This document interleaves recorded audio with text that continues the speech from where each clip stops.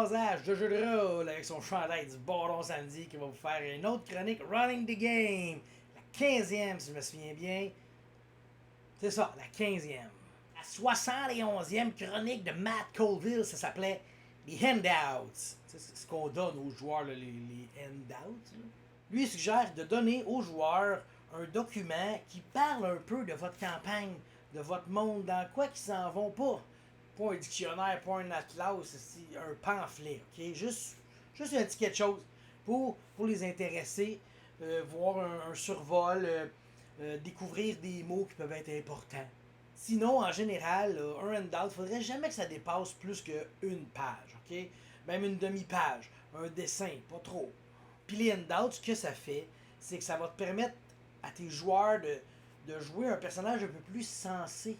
Tu sais, il y a quelque chose dans les mains, fait que, tu sais, le joueur autour de la table prend quelque chose et il devient comme le personnage. Gênez-vous pas pour être dramatique et intense quand vous donnez vos handouts. T'sais, surtout si c'est un NPC qui le donne. T'sais. Puis là, genre, je vous donne cette carte.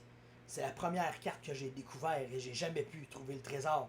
Je sais que mes aventures achèvent, je suis rendu vieux. Trouvez ce trésor. Personne qui va rire de toi, man. Ils vont même trouver ça cool.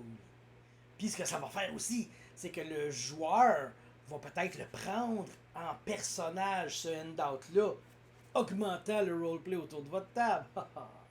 Les handouts aussi peuvent expliquer des réactions, tu sais, justement, la personne qui donne une carte, il y a des émotions, puis il va réagir d'une certaine manière. Toi, tu vas réagir en recevant le handout. Lui, il va réagir en le donnant, tu sais, il va réagir à ta réaction, tu sais. Fait que ça va au-delà du bout de papier qu'on donne. Il y a vraiment un roleplay derrière tout ça qui fait juste augmenter tout. Mais faut pas abuser. Parce que là, si tu en donnes trop, on dirait que on baisse l'imagination. Tu sais, là, on tombe dans le concret. Ok, je te donne une feuille. Je te donne une feuille que j'ai trempée dans la sauce soya. Puis là, je l'ai écrit moi-même. Tu sais, c'est hot, mais tu sais, la personne autour de la table, tu sais, il dit, je te remets cette carte. Tu sais, là, il peut imaginer dans sa tête la carte comme qu'il veut. Mande-vous puis moi, là, je pense pas qu'il y ait trop de handout. Chronique 72. Orcs attack. Les orques attaquent, oui.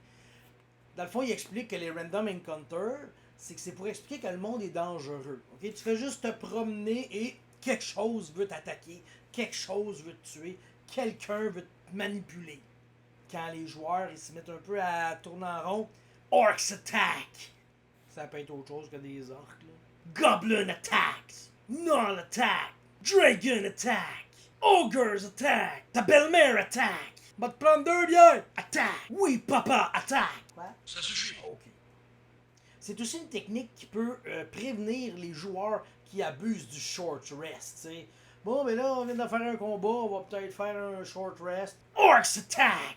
Puis aussi, mettons, t'as préparé ta soirée, mais les joueurs ils avancent comme un peu trop vite. Là, oh, on va manquer de matériel. T'sais. Ben, devinez quoi? Orcs attack! Chronique 73. Onboarding.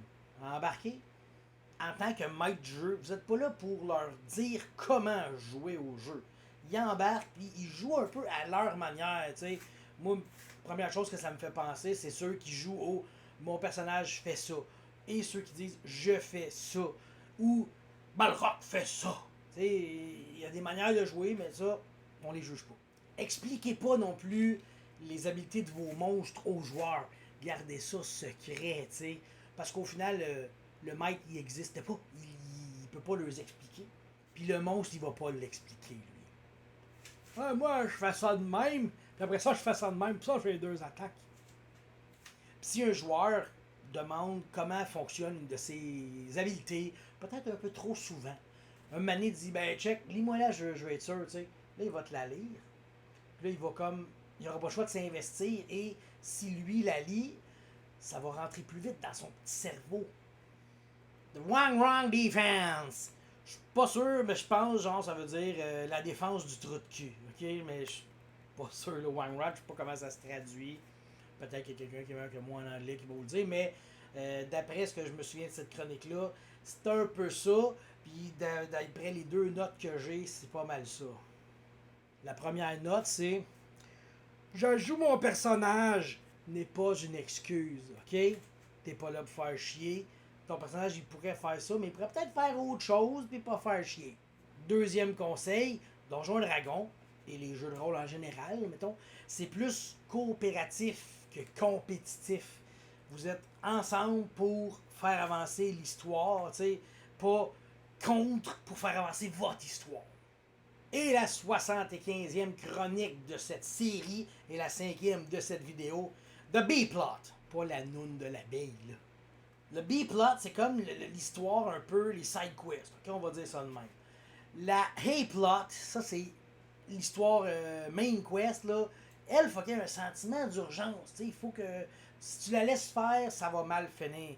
Tandis que ta B-Plot, elle, il n'y a pas ce sentiment-là. Les joueurs, ils le font un peu plus quand ça leur tente, quand ils le sentent, quand ils ont du temps. Puis la B-Plot, elle peut, elle, venir aux joueurs. T'sais, les joueurs vont suivre la main quest, vont faire ce qu'ils vont faire, t'sais, ils vont avancer à travers ça, puis tirer dessus, on pourrait dire, pour la faire avancer. Tandis que la B-Plot, elle, ben ça se peut qu'elle arrive aux joueurs puis qu'elle leur pète d'en face. Faut garder en tête que quand ils ont 2 fronts d'en face, les joueurs, là, c'est beaucoup plus stimulant parce que ça vient réveiller le petit côté de paranoïa, panique. Oh, attention, là, qu'est-ce qu'on fait si on fait ça? On perd trop de temps, puis l'autre bord, ils vont peut-être être dans mal, ils vont peut-être nous en vouloir. T'sais. Fait que déjà, splitter leur énergie, leur attention, ça augmente l'attention. Puis il n'y a rien qui vous empêche, au final, de manière de voir, tu sais, si la main quest est comme moins intéressante, on dirait que les joueurs y accrochent moins, mais qui trippent bien raide sur le B-plot, là, ben tu peux switcher ton focus dessus. Ou tu sais, tu pourrais, j'imagine, là, t'as ta main quest qui avance, puis là t'as ton B-plot, là lui il vient bifurquer, il rentre dedans, puis il part avec un gros morceau, fait que ta B-plot devient ta main quest devient ta B-plot, puis là, ben, le jeu a complètement changé de sens, mais il est toujours aussi intéressant. Hein? Peut-être même plus, parce qu'il s'intéressait à ça.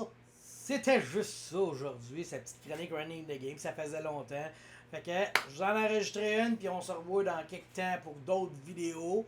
Puis n'oubliez pas, ces temps-ci, là, sur la chaîne de la folle, on fait les tunes de vampires. Fait qu'allez checker ça, c'est vraiment cool. Puis le jeudi d'après, ben là, moi, je sors la tune, juste la tune sur ma chaîne. Fait qu'allez checker ça sur la chaîne de la folle, l'anatomie des vampires. On a, à ce jour, on a 6 chansons de fête. Il en reste donc 7 parce qu'il y a 13 clans. Fait que sur ce, je vous laisse, puis on se revoit super bientôt encore. Bye!